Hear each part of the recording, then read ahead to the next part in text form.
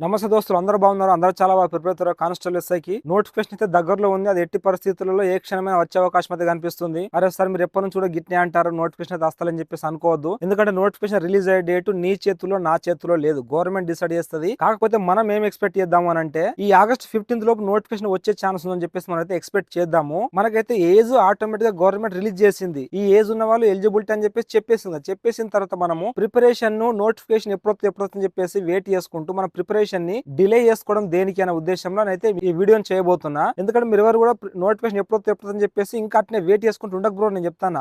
ఎప్పుడు ఒకప్పుడు వస్తుంది, అది వచ్చేస్తుంది, అయిపోతుంది. వచ్చిన తర్వాత ఒక జాబ్ నీ చేతిలో ఉంటదా, అది నువ్వు ఆలోచించుకొని చెప్తున్నా. నోటిఫికేషన్ అవతలేస్తారు నువ్వు గిన్నె వీడియోలు చెప్తున్నావు, అస్తలేస్తారని చెప్పేసి నువ్వైతే ఎట్టి పరిస్థితుల్లో అధైర్యపడవద్దు, నువ్వు టెన్షన్ తీసుకోవద్దు అని చెప్తున్నా. ఎందుకంటే వచ్చే టైంలో అదే వస్తుంది, నువ్వు వద్దన్నా కూడా ఆగదు, ఎంత ఆపినా కూడా ఆగదు. నేను చెప్తున్నా, అదే నోటిఫికేషన్ వచ్చిన తర్వాత ప్రిలిమ్స్ కి అయితే మనకు తక్కువ టైం ఉంది, అరే నేను ఇంకా చదువుకోవాలి అన్న, ఇంకో 2-3 సార్లు చదివితే పోతున్నా, ఇంగ్లీష్ చదవలే, నేను ఆ అర్థమెటిక్ ప్రాబ్లమ్స్ లో ఆ టాపిక్స్ ఇంకా ప్రాక్టీస్ చేయలేదన్న, ఈ రీజన్ ఇంకో 2-3 సార్లు చేసుకుంటే అయిపోతుండే అన్న, నేను అసలు కరెంట్ అఫైర్స్ అసలు చూడనే లేదన్న, నేను అసలు ఎట్లా అని చెప్పేసి అప్పుడు చేతులు గాలం కాకులు పట్టుకుంటా అంటే ఏం ప్రయోజనం ఉండదు. నేను చెప్తాను, టఫ్నెస్ పెరుగుతుంది, ప్రిపరేషన్ స్ట్రాటజీ, ఎగ్జామినేషన్ లో ఎగ్జామ్ ప్యాటర్న్ అనేది చేంజ్ అవుతుంది, పేపర్ టఫ్నెస్ పెరుగుతుంది, కాంపిటీషన్ ఎంత ఎక్కువైనా కొద్ది అంత పేపర్ స్టాండర్డ్ పెరుగుతుంది, నెగటివ్ మార్క్స్ పెడతారు. దేనికోసం పెడతారు? చాలా ఎక్కువైపోయారు జనాలు, కాంపిటీషన్ ఎక్కువైపోయింది. నువ్వు దాంట్లో నిలబడి నువ్వు ఒక పోస్ట్ నువ్వు సాధించుకోగలగాలి అని అంటే నోటిఫికేషన్ ఎప్పుడొస్తా అని చెప్పేసి ఆలోచించుకుంటే చేస్తావా, లేకపోతే ఆ నోటిఫికేషన్ లో ఒక పోస్ట్ ను ఆబట్టుకోవాలని నువ్వు చేతిలో దొరకబట్టుకోవాలని చెప్పేసి ఆలోచన చేస్తావా? నువ్వే ఆలోచించుకోని చెప్తున్నా, నేను ఊగుకు ఎప్పుడు కాదు. ఎందుకంటే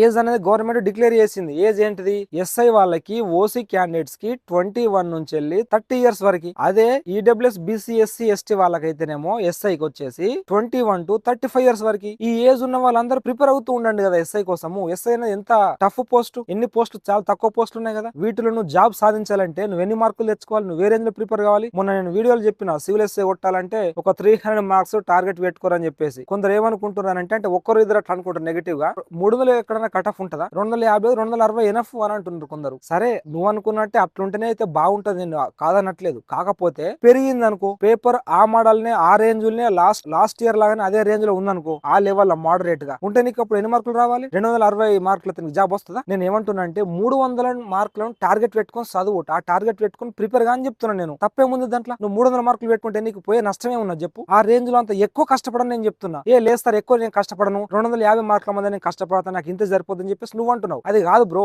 300 టార్గెట్ పెట్టుకొని 300 మార్కులకు రీచ్ అయ్యేటట్టు నువ్వు గోల్ హిట్ చేసేటట్టు చూడు కదా దాన్ని. అప్పుడు నీకు జాబ్ వచ్చే ఛాన్స్ చాలా వరకు ఉంటది. మన యొక్క ఛానల్ యొక్క ముఖ్య ఉద్దేశం, నా యొక్క ముఖ్య ఉద్దేశం ఏంది అని అంటే, నువ్వు ఎట్టి పరిస్థితుల్లో టాప్ ర్యాంకులో ఉండాలి, టాప్ ర్యాంక్ సాధించుకోవాలి. 5000 పోస్టులున్నా, 7000 పోస్టులున్నా, 1000 పోస్టులు నువ్వు జాబ్ సాధించుకోవాలనే ఉద్దేశం కొద్ది నేను చెప్తూ ఉంటాను నీకు ఎప్పుడు నేను ఒక స్థాయికి ఎదగాలి, నువ్వు ఒక రేంజ్ లో ఉండాలని చెప్పేసి ఆలోచిస్తా గానీ, నువ్వు తక్కువ ఉండాలని, నువ్వు జాబ్ రావద్దని చెప్పేసి నేను ఆలోచిస్తానా? నీ టార్గెట్ ఎప్పుడు పెద్ద ఉండాలని చెప్తున్నాను నేను. అదే ఇప్పుడు ఎస్ఐకి ఓసీ వాళ్ళైతే 21 to 30 ఇయర్స్ అనుకున్నాం కదా, అంటే 17-1996 తర్వాత జన్మించి ఉండాలి, 17-2005 కంటే ముందు జన్మించి ఉండాలి. ఈ ఏజ్ లో ఉన్న వాళ్ళు ప్రిపేర్ గానీ నోటిఫికేషన్ గురించి ఆలోచించకండి. అదే ఎస్ఐకి ఈడబ్ల్యూఎస్ బీసీ ఎస్సీ ఎస్టీ వాళ్ళైతేనేమో 17-1991 తర్వాత జన్మించి ఉండాలి, అదే 17-2005 కంటే ముందు జన్మించి ఉండాలి. ఈ ఏజ్ లో ఉన్న ప్రిపేర్ గాని. ఇప్పుడు నేను చెప్తున్నటువంటి ఏజ్ లన్నీ కూడా December 31 లోపు నోటిఫికేషన్ వచ్చినా కూడా ఇవే ఉంటాయి. కాబట్టి మనకు డేట్ అనేది, ఏజ్ అనేది తెలిసిపోయింది. కాబట్టి మీరు ప్రిపేర్ అవుతూ ఉండండి, నోటిఫికేషన్ గురించి ఆలోచన చేయకుండా అని చెప్తున్నా. అదే ఇప్పుడు మన కానిస్టేబుల్ గురించి అయితే చూసుకుందాం. ఇప్పుడు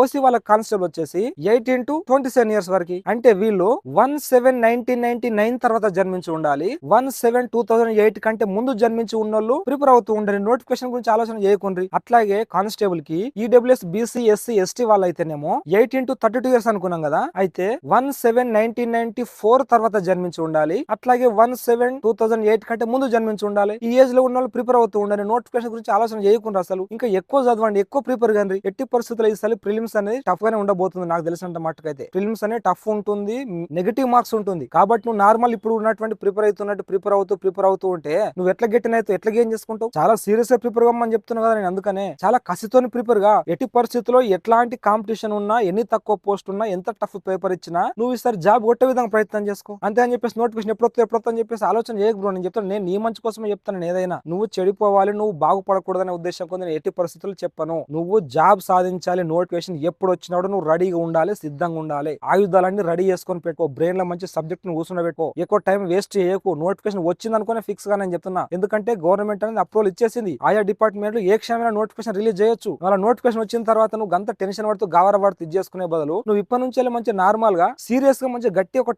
టైం టేబుల్ పెట్టుకొని మంచి స్ట్రాటజీతో ప్రిపేర్ కమ్మని చెప్తున్నా కదా. ఇంకొక బ్రదర్ అయితే కామెంట్ చేసిండు మనకి, అన్న నాకు last time just events miss అయిపోయిందని అని చెప్పేసి అంటుండు. బ్రో నీకు లాస్ట్ టైం మిస్ అయిపోయిందన్నావు కదా, ఈసారి ఎట్టి పరిస్థితుల్లో నువ్వు ఈవెంట్స్ అసలు మిస్ చేసుకోకని చెప్తున్నా. ఎన్ని సెకండ్ల తేడాతో పోయింది, ఇప్పుడు నువ్వు చాలా ముందు కొట్టు. ఇంకా 7 minutes 15 seconds మనకు 600 meters ఉంది కదా, నీకు అదే కనుక పోయింట్ ఒకవేళ నువ్వు ఒక 1 minute ముందు కొట్టే ప్రయత్నం చేయి. అంటే అట్లా కసి ఉంచుకుంటున్నా నేను, అట్లా ప్రాక్టీస్ చేయి. నువ్వు ఇప్పటి నుంచి నార్మల్ గా గ్రౌండ్ కి వెళ్ళు, డైలీ పొద్దుగా లేచి గ్రౌండ్ కి వెళ్తావు, లేకపోతే సాయంత్రం గ్రౌండ్ కి వెళ్తావు, వెళ్ళు. కాకపోతే ఒక 1 hour గ్రౌండ్ కేటాయించుకో అబ్బా. నువ్వు నార్మల్ మంచిగా లైట్ గా ఆరామ్సే స్ట్రెచింగ్ చేసుకుని మంచిగా జస్ట్ జాగింగ్ చేసుకుని అవసరమైతే రన్నింగ్ ప్రాక్టీస్ చేసుకుని జర పుషప్స్ అవి చేసుకుంటూ మంచి స్ట్రెంథనింగ్ బార్ ఎక్సర్సైజ్ అవన్నీ చేసుకుంటూ ఆరామ్స్ ఇంటికి వచ్చి నీకు చదివే టైం గిట్ట వేస్ట్ అవుతుంది గ్రౌండ్ పోతే అనుకుంటే ఒక 10 questions ఉంటాయి కదా, ఒక చిన్న స్లిప్ లో రాసుకొని పో.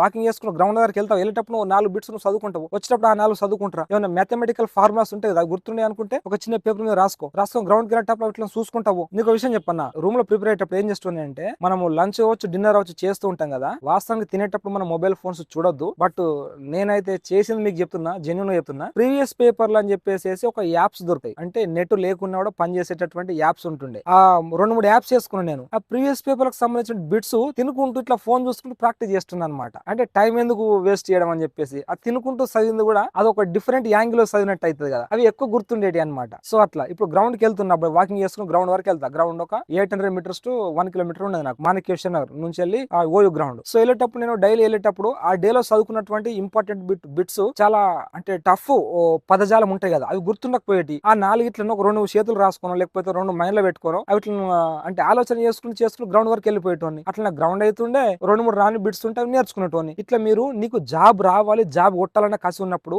ఆలోచనలు అనేటి నీకే వస్తాయి. నేను చెప్పదలుచుకుంది అది. నేను చేసిన ఏదో నేను గొప్ప అని చెప్పట్లేదు, నీకు ఆ కసి ఉంది, ఖచ్చితంగా నేను సరే ఎట్టి పరిస్థితుల్లో 6-100 సరే నేను సాధించాలనుకున్నప్పుడు ఇట్లాంటి ఆలోచనలన్నీ నీకు ఓన్ గా అవే వస్తాయని ఉద్దేశంలో నేను చెప్తున్నా. ఇప్పటికైనా నువ్వు నోటిఫికేషన్ ఎప్పుడు వస్తా అని చెప్పేసి ఆలోచన జర పక్కకు పెట్టేసి సబ్జెక్ట్ ను సీరియస్ గా కాన్సన్ట్రేషన్ గా చాలా ఫోకస్ గా చదువుతూ సబ్జెక్ట్ అంతా నేర్చుకో. ప్రీవియస్ పేపర్ అన్ని బాగా ప్రాక్టీస్ చేస్తూ ఉండు. టీజీపీఎస్ ప్రీవియస్ పేపర్ కూడా తీసుకో, అవన్నీ కూడా ప్రాక్టీస్ చేస్తా ఉండు. డైలీ మంచి టైమింగ్ పెట్టుకో, మంచి కన్సిస్టెన్సీతో ప్రిపేర్ అవుతూ ఉండు. ఈసారి ఎట్టి పరిస్థితులు జాబ్ ను వదిలిపెట్టుకోకుండా నేను చెప్తున్నా. గన్నేల సంది గంత కష్టపడ్డావు, మీ అమ్మ నాన్న ఎంత వెయిట్ చేస్తున్నారు నీ కోసం. నువ్వు పెళ్లి చేసుకోకుండా, పెళ్లి చేసుకున్న వాళ్ళైతే పెళ్లి కోసం అవచ్చు, పిల్లలు ఉన్న వాళ్ళైతే భార్య పిల్లల కోసం అవచ్చు. అది ఏం జాబ్ చేస్తారు, ప్రైవేట్ జాబు, ఏం కష్టపడు, డైలీ మనం ఏం కూలి పని చేసుకుంటూ, ఏం పార్ట్ టైం జాబ్ చేసుకుంటూ, అవన్నీ బాధలు భరించి భరించి భరించి ఈడ్రాకొచ్చి ఇంత ప్రిపేర్ అవుతున్నావు కసిగా. ఇంకా కొద్ది రోజులే ఉంది, నువ్వు ఇంకా సబ్జెక్ట్ బాగా నేర్చుకో, ఇంకా బాగా ప్రిపేర్ అవ్వు. మీ కష్టాలన్నీ తీరిపోయే సమయం అయితే ఆసన్నమైంది. నువ్వు యూనిఫామ్ వేసుకునేటటువంటి సమయం అయితే ఆసన్నమైంది, గుర్తుపెట్టుకో. కాబట్టి నువ్వు ఎట్టి పరిస్థితులు వేరే వాటికి నెగిటివ్ వాటికి పోకు, నువ్వు చాలా సీరియస్ గా ప్రిపేర్ అవ్వు. నోటిఫికేషన్ ఎప్పుడు వచ్చినా సరే అది ఎప్పుడైనా సరే వస్తుంది, రాక తప్పది. కాబట్టి వచ్చిన నోటిఫికేషన్ నువ్వు ఒక జాబ్ నిలబెట్టుకునే ప్రయత్నం అయితే చెయ్యు, నీ కళను సాకారం చేసుకో. ఆ ఉద్దేశం నేను చెప్తున్నా. మన ఛానల్ ఒకసారి ఓపెన్ చేసి చూడు, అందులో మోటివేషన్, గైడెన్స్, ప్రిపరేషన్, స్ట్రాటజీ ఇవన్నీ కూడా ఉంటాయి. అందులో కొన్ని జాబ్ ప్రొఫైల్స్ వీడియోస్ వచ్చి ఇవన్నీ కూడా ఉన్నాయి. సో ఈ వీడియో గిట్ట మీకు ఎంతో కొంత హెల్ప్ఫుల్ అయిందని చెప్పేసి నేను అనుకుంటున్నా. కొంచెం యూజ్ అయిందంటే మాత్రం ఈ వీడియోని జరంత లైక్ చేసి ఆ హైప్ మీద ట్యాప్ చేయర్రి. చాలా మందికి ఇంకెక్కువ మందికి అయితే రిఫర్ అవుతుంటది. ఎవరైతే కష్టపడుతారో వాళ్ళకి కనుక వీడియో రీచ్ అయింది అనుకోండి, వాళ్ళకి ఎంతో కొంత యూస్ఫుల్ అవుతుంది కదా. సో అట్లా కష్టపడి ఫలితం అని చెప్పేసి కోరుకుంటూ మీ deep thinker fire fighter Venkat. Thank you so much అండి. జై హింద్.